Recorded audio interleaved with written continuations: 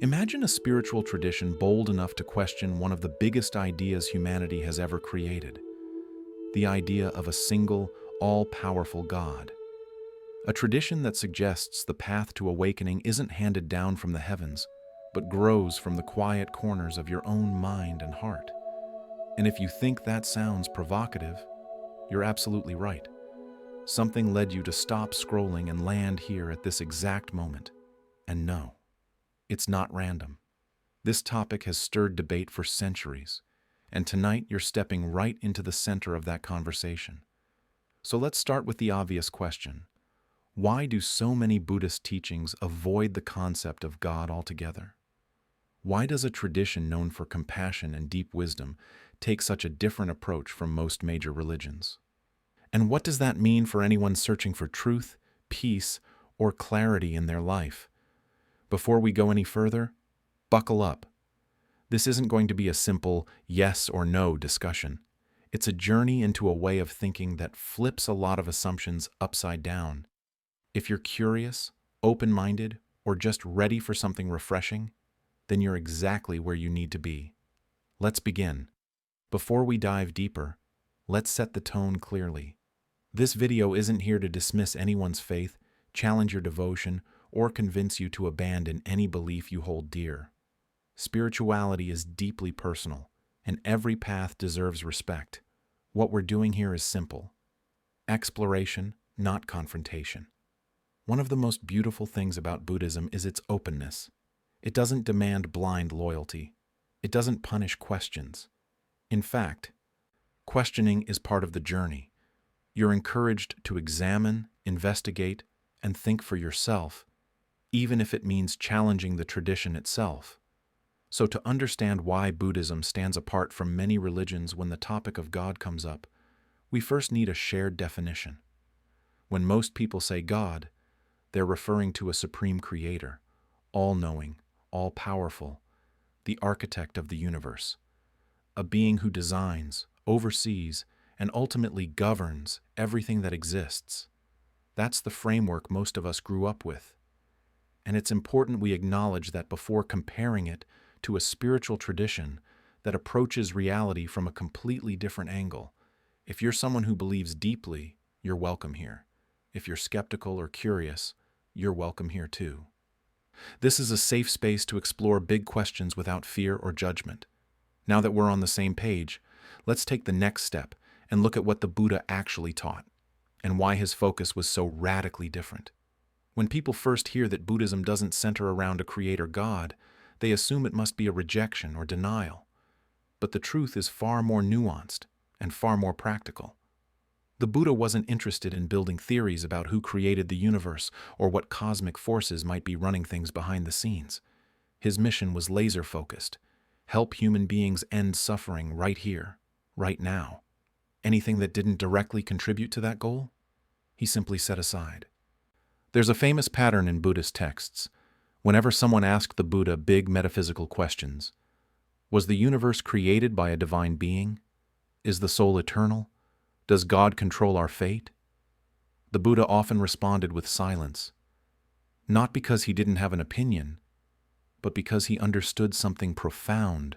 Speculating about the beginning of the cosmos doesn't relieve the pain in your heart. It doesn't calm anxiety, soften anger, or free you from fear. He compared such questions to a man shot with an arrow who refuses treatment until he knows the name of the archer, the type of wood, the angle of the bow.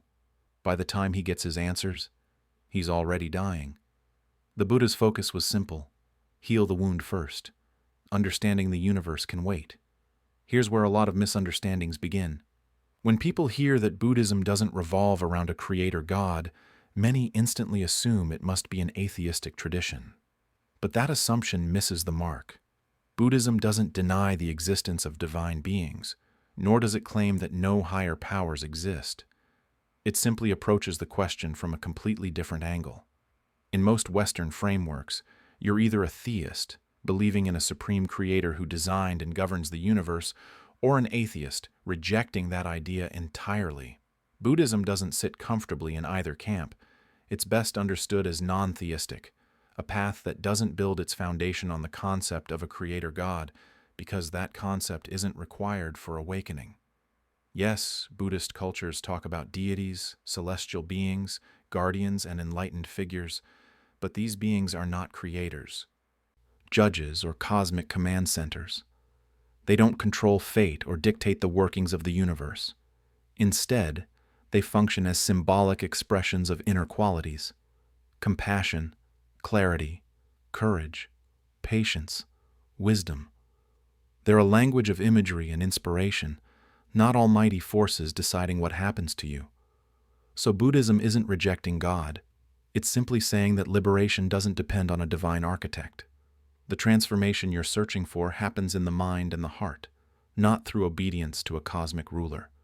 And that perspective sets Buddhism apart in a profound and refreshing way. If there's one idea that separates Buddhism from most spiritual traditions, it's this: you don't have to wait for someone else to save you. Your freedom, your clarity, your peace, they're not gifts handed down by a divine figure. They're built from the inside out, through your own choices and your own understanding. That's not meant to pressure you. It's meant to empower you. Think of it this way. Most of us grow up believing that answers come from outside, from a teacher, a religious figure, a sacred book, or a higher being who knows what's best for us. The Buddha flipped that script completely. He taught that every human being carries a hidden capacity for awakening, almost like a superhero identity waiting quietly beneath the surface. You're not broken, and you're not dependent on anything outside yourself. You already contain the potential for wisdom and compassion. You just haven't learned how to access it yet. That's why one of the Buddha's final teachings was so powerful. Be a lamp unto yourself. Not because you should reject help or guidance, but because the brightest light you'll ever follow is the one coming from within your own awareness. In a way, Buddhism hands you the keys to your own transformation. It doesn't ask you to outsource responsibility to the heavens. It doesn't tell you that salvation lies in pleasing a deity or hoping for blessings. Instead, it invites you to look honestly at your mind, your habits, your fears, your reactions, and to recognize that these are the things shaping your reality. It's a radical message. Your life changes when you change. And far from being intimidating, that truth is incredibly liberating, because it means the power you've been searching for has been yours all along. To understand why Buddhism doesn't rely on a divine judge or cosmic overseer, we have to look at three of its most foundational teachings: karma, rebirth, and the principle of non-self. Together, they form a worldview where responsibility, transformation, and freedom all originate from within, not from the hands of a higher power. Let's start with karma, a concept that's often misunderstood. In Buddhism, karma isn't about punishment or reward handed down by a supernatural being.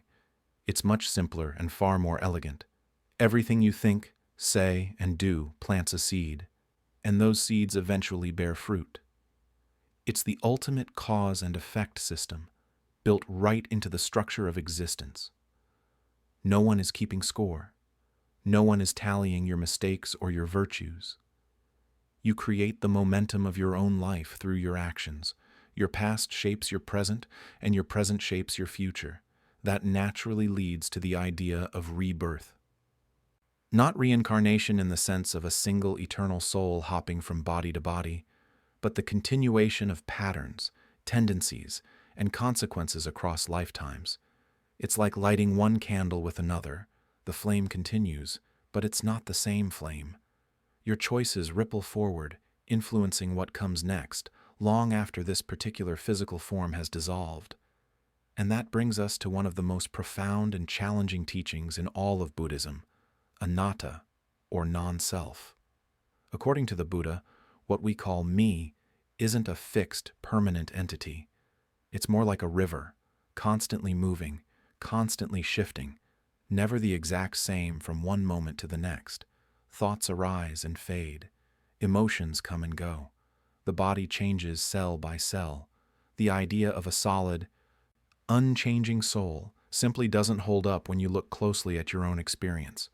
Far from being cold or depressing, this insight is meant to be liberating. If there is no rigid, unchanging self, then nothing about you is stuck. You're not bound by who you used to be. You're not locked into your old habits, your old fears, or your old identity. Everything can flow, evolve, and transform. These three teachings, karma, rebirth, and non-self, form the backbone of the Buddhist worldview. They don't require a creator God to make sense. They don't rely on divine intervention. They simply point to the incredible truth that your life is shaped from the inside out, moment by moment, through countless choices, small and large. And that realization opens the door to real freedom.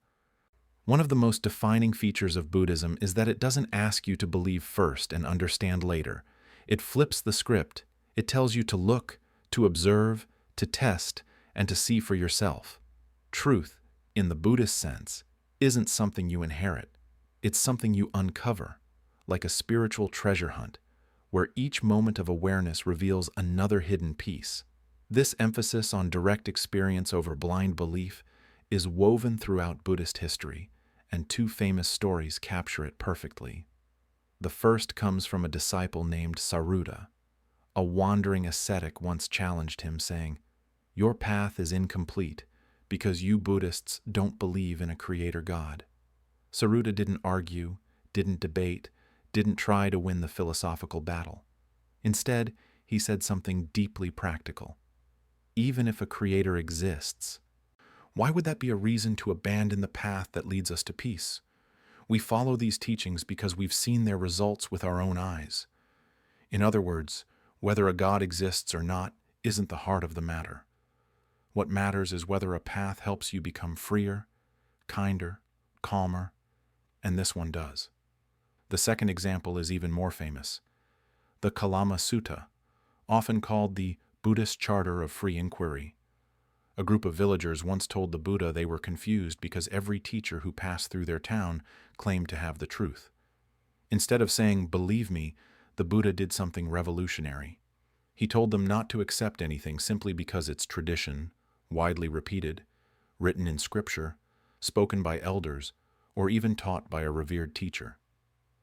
When you know for yourselves that something is wholesome and leads to benefit, follow it. When you know for yourselves it is unwholesome, abandon it. This wasn't a rejection of guidance. It was a reminder that wisdom becomes real only when it's personally verified. Buddhism doesn't hand you conclusions, it hands you tools. And that's the essence of this tradition. You're not asked to swallow doctrines, fear punishment, or cling to dogma. You're invited to explore the landscape of your own mind, to walk the path step by step, and to trust the insight that arises from your own direct experience.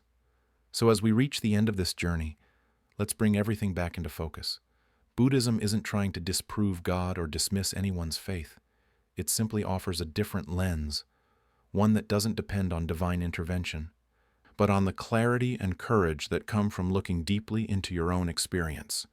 Instead of placing the weight of your life on belief alone, Buddhism invites you to step into the role of investigator, explorer, and witness of your own mind.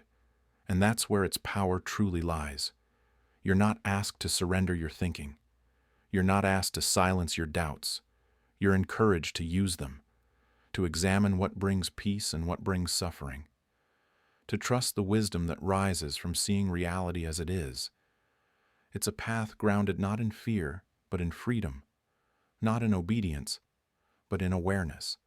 And when you start to see that the answers aren't locked in distant heavens, but quietly glowing inside your own consciousness, something shifts. Life becomes less about searching for someone to save you, and more about awakening the insight already waiting within. If this perspective spoke to you, if it opened something or challenged something, feel free to let me know in the comments. I'd love to hear what resonated with you most. And if you'd like more videos that explore the deeper layers of wisdom, consider liking this video and subscribing to the channel. My fellow truth seekers, keep questioning, keep observing, and keep turning inward. The deepest answers aren't out there somewhere. They're already alive within you. Stay curious, stay compassionate, and I'll see you in the next one.